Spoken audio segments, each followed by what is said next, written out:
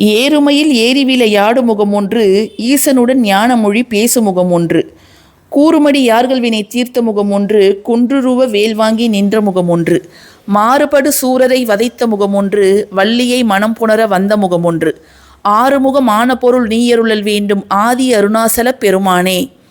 ஆறுமுகனை விரதமிருந்து வழிபாடு செய்வதற்கு ஒரு ஆண்டில் எத்தனையோ விரதங்கள் இருக்கின்றன. அவற்றுள் மிக முக்கியமானது தைப்பூச விரதம், ஷஷ்டி விரதம், அதன் பிறகு வரக்கூடிய புதன்கிழமை, அதாவது 1/4/2026 பங்குனி உத்திரத்தை நாம் வரவேற்க இருக்கிறோம். ஸோ பங்குனி உத்திரத்திற்காக நிறைய பேர் ஏற்கனவே விரதத்தை ஆரம்பிச்சிருப்பாங்க. 21 நாட்கள் விரதம், 11 நாட்கள் விரதம், 6 நாட்கள் விரதம். அதையும் செய்ய முடியாதவர்கள் திங்கட்கிழமையிலிருந்து ஆரம்பித்து திங்கள் செவ்வாய் புதன் அந்த 3 நாட்கள் விரதம் இருக்கலாம். அதிலும் மிக கடுமையான மிளகு விரதம் இருக்கணும்னு நினைக்கிறவங்க இந்த திங்கட்கிழமை இந்த மிளகு விரதத்தை ஆரம்பிக்கலாம். இது நம்ம ஷஷ்டியில் இருப்போம் இல்லையா, அந்த விரதம் மாதிரி ரொம்ப கடுமையான விரதம்லாம் கிடையாது. ஷஷ்டியில் நம்ம 6 நாட்கள் மிளகு விரதம் இருப்போம். அதாவது அந்த 6 நாட்களும் வெறும் மிளகு தண்ணீர், அந்த தண்ணீரில் நம்ம இளநீர் எடுத்துக்கலாம், துளசி தீர்த்தம் எடுத்துக்கலாம், பழச்சாறுகளும் நிறைய பேர் எடுத்துப்பாங்க. முதல் நாள் 1 மிளகு, 2வது நாள் 2 மிளகு, 3வது நாள் அதே மாதிரி எண்ணிக்கை அதிகரித்து கொண்டே போகும். 6வது நாள் ஷஷ்டி அன்று 6 மிளகுகள் எடுத்து நம்ம விரதத்தை முடிப்போம். அதே போல் இந்த பங்குனி உத்திரத்திற்கும் நம்ம 3 நாட்கள் விரதம் இருக்கலாம். ஆனால் இது கொஞ்சம் சற்று மாறுபடும். இந்த மிளகு விரதம் இருக்கணும்னு நினைக்கிறவங்க உங்களுடைய உடல் நலம் எப்படி இருக்குது அப்படிங்கிறத மனசில் வச்சுக்கிட்டு அதுக்கப்புறம் அதை ஆரம்பிப்பது அப்படிங்கிறது நல்லது. 6 நாட்கள் நாம் மிளகு விரதம் இருப்பதை காட்டிலும் இந்த 3 நாட்கள் இருப்பது அப்படிங்கிறது ரொம்ப ரொம்ப எளிமையான ஒரு விரதம் அப்படின்னே நம்ம சொல்லலாம்.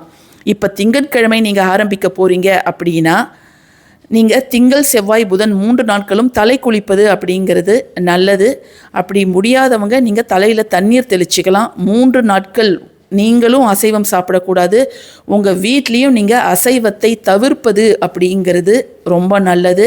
அப்படி வீட்டு உறுப்பினர்கள் சாப்பிடணும் அப்படின்னு நினச்சாங்கன்னா அவங்க வெளியில் வாங்கி சாப்பிடலாம். ஏன்னா அந்த 3 நாட்கள் ரொம்ப ரொம்ப சுத்தமாக இருந்து நம்ம முழு அர்ப்பணிப்போடு அந்த விரதத்தை இருக்கும்பொழுது நிச்சயமாக நாம் என்ன காரணத்திற்காக அந்த விரதம் இருக்கிறோமோ அது நமக்கு கைகூடும்.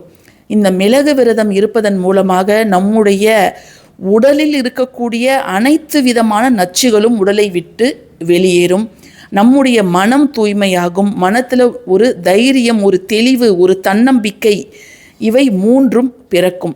சரி, இந்த 3 நாட்கள் மிளகு எந்த எண்ணிக்கையில் சாப்பிடணும், எப்படி இருக்கணும் அப்படின்னு பார்த்தீங்கன்னா, திங்கட்கிழமை பார்த்தீங்கன்னா நீங்கள் காலையில் குளித்து முடிச்சுட்டு முருகர் படத்திற்கு பூக்கள்லாம் போட்டுட்டு தீப தூப ஆரத்தியெல்லாம் காமிச்சிட்டு முதல்ல 1 மிளகு முருகன் படத்துக்கிட்ட வைங்க. திங்கட்கிழமை காலையில் நீங்கள் எதுவும் சாப்பிடக்கூடாது. அதற்கு பதில் ஒரே ஒரு மிளகு. மதிய நேரமும் இரவு நேரமும் ஏதாவது நீங்கள் ரொம்ப எளிதில் செரிமானமாகக்கூடிய உணவுகளை எடுத்துக்கலாம். ரொம்ப காரமான உணவுகளோ மசாலா உணவுகளோ நீங்கள் தவிர்ப்பது நல்லது. நிறைய தண்ணி குடிங்க. நீங்கள் இப்போ காலையிலே மாத்திரை போடணும்னு நினைக்கிறவங்க இதை நம்ம ஃபாலோ பண்ணுறது ரொம்ப கஷ்டம். ஏன்னா அல்சர் ப்ராப்ளம் அப்படிங்கிறது வரும். திங்கட்கிழமை காலையில் 1 மிளகு, மற்ற 2 வேளை சாப்பிடலாம். செவ்வாய்க்கிழமை நீங்கள் எடுத்துக்கிட்டிங்கன்னா காலை மதியம் 2 வேளையும் நீங்கள் ஒரு மிளகு தான் நீங்கள் சாப்பிடணும். இரவு நேரத்தில் ஏதாவது எளிதில் ஜீரணமாகக்கூடிய உணவுகளை நீங்கள் எடுத்துக்கொள்ளலாம். அடுத்து 3வது நாள் புதன்கிழமை பங்குனி உத்திரத்தன்னைக்கு 3 வேளையும் 3 மிளகு. இதுதான் சாப்பாடே உங்களுக்கு. அதோடு நீங்கள் இளநீரோ அல்லது தண்ணீரோ இந்த வெயில் காலத்துக்கு ஏற்ற நீர்மோரோ எது வேணாலும் நீங்கள் குடிச்சிக்கலாம்.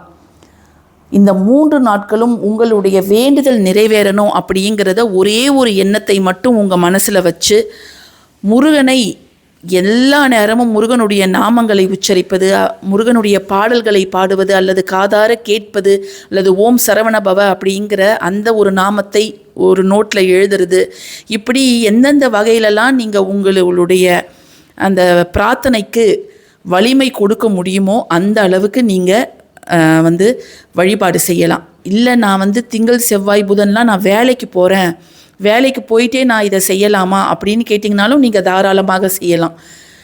ஒரு மிளகு சாப்பிட்டு அடுத்த திங்கட்கிழமை ஒரு வேளை ஒரு மிளகு, செவ்வாய்க்கிழமை 2 வேளை, ஒவ்வொரு வேளைக்கும் ஒரு மிளகு தான். நைட்டு சாப்பாடு மட்டும்தான் சாப்பிடணும். மற்றபடி தண்ணீர் வந்து நீங்கள் கணக்கே இல்லை, நீங்கள் எவ்வளோ வேணாலும் குடிக்கலாம். ஏன்னா நீர்ச்சத்து அப்படிங்கிறது நம்மளுடைய உடலுக்கு ரொம்ப ரொம்ப முக்கியம். அதே மாதிரி நீங்கள் மருந்து மாத்திரை சாப்பிட்றீங்கன்னா நீங்கள் உங்களுடைய உடல் நலத்துக்கு தகுந்தவாறு விரதங்களை எடுக்கலாம். இல்லை வந்து நீங்கள் மிளகு விரதம் இல்லாமலும் 3 நாட்கள் நீங்கள் வந்து எளிய உணவுகளை சாப்பிட்டு விரதம் இருக்கலாம். அடுத்து 3வது நாள் புதன்கிழமை காலை ஒரு மிளகு, மாலை ஒரு மிளகு, இரவு ஒரு மிளகு அன்றோடு உங்களுடைய விரதத்தை முடித்து கொள்ளலாம். இரவு ஒரு மிளகு அப்படின்னா நீங்கள் ஒரு 6 மணிக்கு ஒரு மிளகு சாப்பிட்டு அதுக்கப்புறமா வந்து ஏதாவது பழச்சாறு அருந்தி நீங்கள் உங்களுடைய விரதத்தை பூர்த்தி செய்து கொள்ளலாம். நீங்கள் விரதத்தை பூர்த்தி செஞ்சுட்டு தயிர் சாதம் இப்படி வந்து ரொம்ப சாஃப்டான சாப்பாடு சாப்பிட்றது தான் நம்மளுடைய வயிற்றுக்கு ரொம்ப நல்லது. ஸோ அதையும் நீங்கள் பார்த்துக்கோங்க. நிறைய பேர் விரதம் இருக்கும் பொழுது நாங்கள் மதியம் படுத்து தூங்கலாமா அப்படின்னு கேட்குறீங்க. அது நல்லது கிடையாது. அதே போல் நம்ம தாம்பத்திய உறவில் ஈடுபடலாமான்னு கேட்குறீங்க. இது வெறும் 3 நாட்கள் தான். அதனால் தாம்பத்தியத்தை தவிர்ப்பது நல்லது. டீ காஃபி குடிக்கலாமா அப்படின்னு கேட்குறீங்க. நம்ம டீ காஃபி நீங்கள் குடிச்சிங்கன்னா மிளகு விரதம் இருப்பதற்கான அர்த்தமே இல்லாமல் போய்விடும். ஏன்னா மிளகு நம்முடைய உடலை முழுவதுமாக சுத்தம் செய்து உடலில் இருக்கக்கூடிய நெகட்டிவிட்டி நச்சுக்கள் வெளியில் போனாலே நம்முடைய மனம் மிக தெளிவாக நாம் விரும்பியதை அடையும். அதனால் தயவு செஞ்சு டீ காஃபி குடிக்கலாமா அப்படிங்கிற அந்த ஐடியாவே உங்களுக்கு வேண்டவே வேண்டாம். வேலைக்கு போகிறவங்களும் இதை கடைப்பிடிக்கலாம், வீட்டில் இருக்கிறவங்களும் இதை கடைப்பிடிக்கலாம். உங்களுடைய வசதிக்கேற்ப இது உங்களுக்கு செட் ஆகுமா அப்படின்னு நினச்சிக்கிட்டு அதுக்கப்புறம் நீங்கள் வந்து விரதத்தை கடைப்பிடிப்பது அப்படிங்கிறது நல்லது. இதே போல் நம்ம 6 நாட்கள் 6 அதாவது தீபங்களோட எண்ணிக்கையை ஒன்று அதிகமாக்கணும்னு சொல்லியிருந்தோம். அதையும் நீங்கள் இது கூட சேர்த்து அந்த வழிபாடும் நீங்கள் தாராளமாக செய்யலாம். ரொம்ப கழுத்தை நெரிக்கக்கூடிய பிரச்சனைகள் இருக்குது, அதை மாதிரி குழந்தை வரம் வேணும், திருமணம் தடை இருக்குது, அல்லது நல்ல வேலைக்காக நான் இருக்கலாமா, குழந்தைகள் எதிர்காலத்திற்காக நான் இருக்கலாமா, தாராளமாக நீங்கள் இருக்கலாங்க. ஒன்றுமே பிரச்சனை கிடையாது.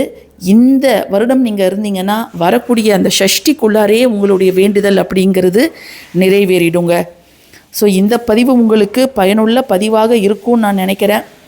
பயனுள்ள பதிவாக இருந்துச்சுன்னா கட்டாயமாக லைக் பண்ணுங்கள், ஷேர் பண்ணுங்கள், நம்ம சேனலுக்கு சப்ஸ்கிரைப் பண்ணுங்கள். அதே போல் அந்த மிளகு நீங்கள் சாப்பிட்ற போகிறீங்க இல்லையா, அதை வந்து முருகர் படத்துக்கிட்ட வச்சுட்டு வழிபாடு செஞ்சுட்டு அதுக்கப்புறம் தான் நீங்கள் அதை சாப்பிடணும்.